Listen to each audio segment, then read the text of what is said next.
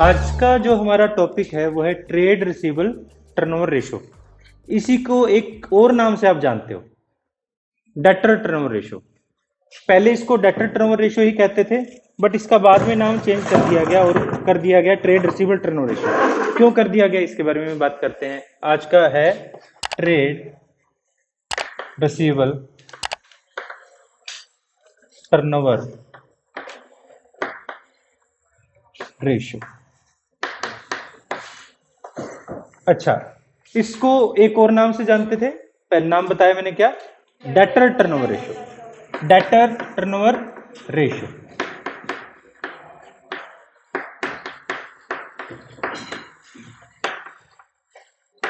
ये बताओ कि ट्रेड रिसीवेबल में और डेटर में फर्क क्या होता है। डेटर का मतलब सिर्फ डेटर है, बट जब हम ट्रेड रिसीवेबल की बात करते हैं, ट्रेड रिसीवेबल में डेटर के साथ साथ बिल रिसीवेबल भी आता है। इस वजह से जो ट्रेड रिसीवेबल है एक वाइडर टर्म है। पहले नाम डेटर टर्नओवर रेशो था, इसका नाम चेंज करके क्या कर दिया गया, ट्रेड रिसीवेबल टर्नओवर रेशो। क्योंकि इस रेशो में जहां हम डेटर की बात कर रहे हैं, बिल रिसीवेबल की भी बात कर रहे हैं। मैं आपको याद होगा प्रीवियस क्लास से हमने टर्नओवर रेशो की बात कर रहे थे। टर्नओवर रेशो का मतलब एक्टिविटी रेशो। हमारी एक्टिविटी होने की वजह से चेंज होता है, जब एक्टिविटी होने की वजह से चेंज होता है उन्हीं को हम कैलकुलेट करने के लिए हम टर्नओवर रेशो करते हैं। आज का हमारा रेशो है डेटर टर्नओवर रेशो। मैं इसको रब कर देता हूं। वैसे ट्रेड रिसीवेबल टर्नओवर रेशो, जब हम ट्रेड रिसीवेबल की बात कर रहे हैं तो यहां पर हमारे पास डेटर प्लस बिल रिसीवेबल, हम दोनों की ही बात कर रहे हैं। ठीक है, अब ये बताइए, डेटर जो है एक साल के दौरान डेटर बढ़ेंगे या कम होंगे, किस बात पर डिपेंड करता है। हाँ जी, सेल से। क्या पक्का सेल से? मैं कैश सेल करता हूं, क्या मेरे डेटर बढ़ेंगे कम होंगे, कुछ होगा? नहीं होगा। फिर किस सेल से? क्रेडिट सेल से। हाँ जी, हमारे डेटर का रिलेशन किससे है? क्रेडिट सेल से है, कैश सेल से नहीं है। तो ये याद रखना, क्रेडिट सेल। तो हमारे पास डेटर टर्नओवर रेशो किससे इंक्रीज चेंज हो रहा है? क्रेडिट सेल से। तो हम यहां पर फार्मूला भी हमारे पास क्या बनता है, क्रेडिट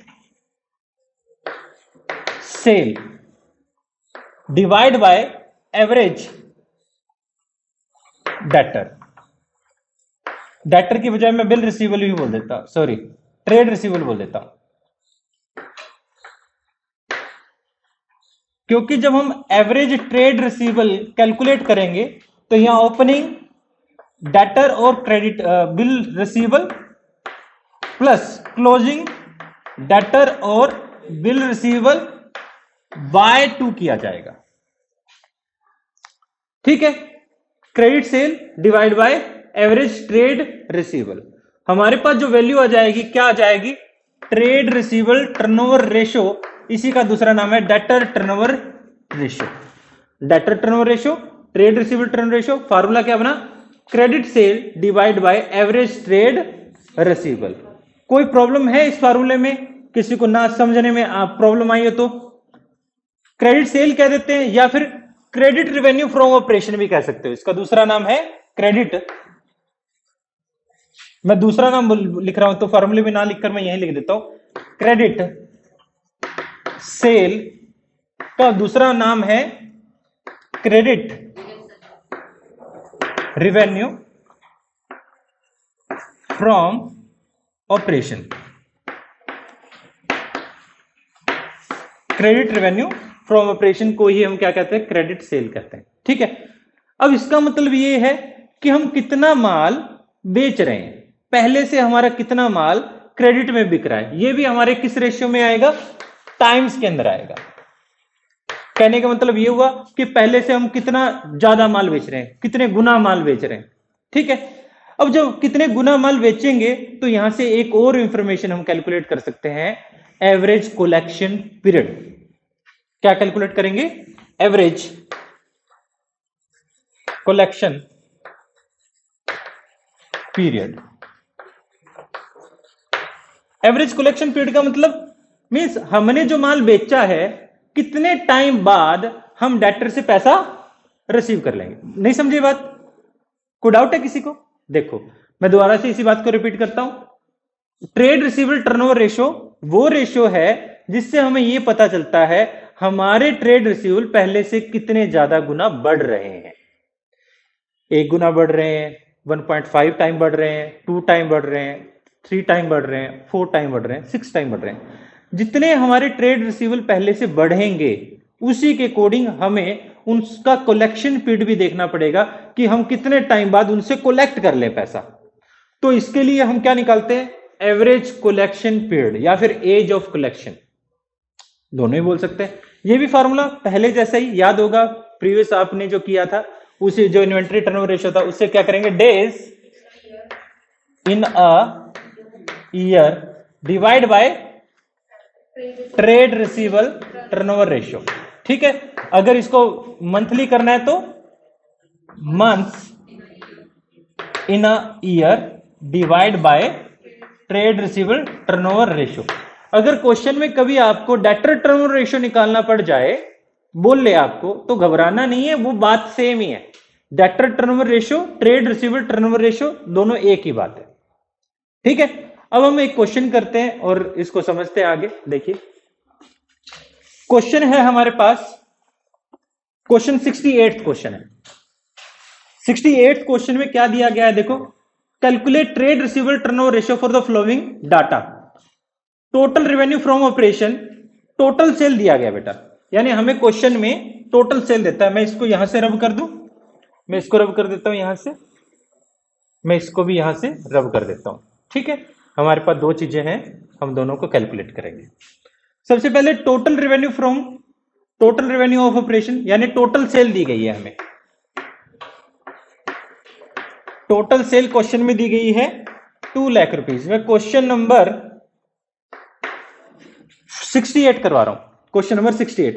कैश रेवेन्यू दे रखा है, कैश सेल्स दिया गया है हमें जो कि है 40,000। तो हम क्रेडिट रेवेन्यू निकाल सकते हैं।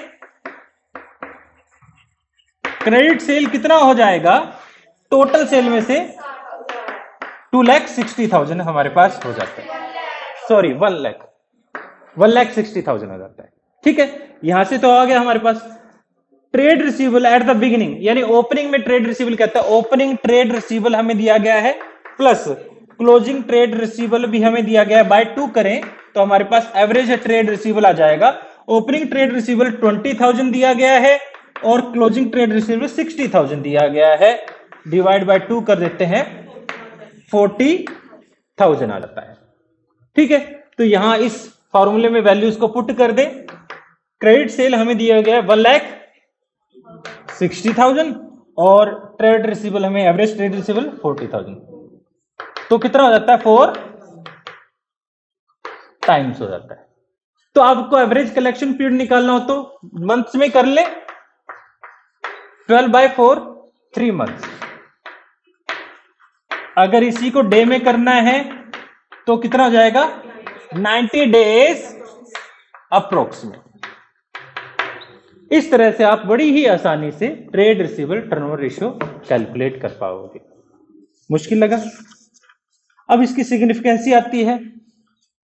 हाँ देखिए, व्यापार बढ़ने का तरीका है। देखो, जो बिजनेस होते हैं 2 ही टाइप से होते हैं, या कैश या फिर क्रेडिट, कैश या क्रेडिट। अगर हमारा माल बिक रहा है, क्रेडिट पे बिक रहा है या कैश बिक रहा है, दोनों ही ग्रोथ का है। जितना ट्रेड रिसीवेबल ज्यादा होगा उतना ही हमारे लिए अच्छा है। ठीक है, हम जितना ज्यादा पहले से, अगर 2 टाइम से भी ज्यादा है, मींस पहले से दुगना हो गया, तो इसका मतलब अच्छी बात है। ज्यादा होना चाहिए, 1 के अकॉर्डिंग नहीं होना चाहिए, 1 नहीं होना चाहिए। यानी 1 का मतलब यहां पर ये हो जाएगा कि जितना पहले थे उतना ही आप अभी भी कर रहे हो। दुगना होगा, 3 गुना होगा, 4 टाइम्स, 5 टाइम्स, 6 टाइम्स, जितना भी ज्यादा टाइम्स बढ़ेगा उतना ही हमारे लिए बढ़िया। कोई प्रॉब्लम?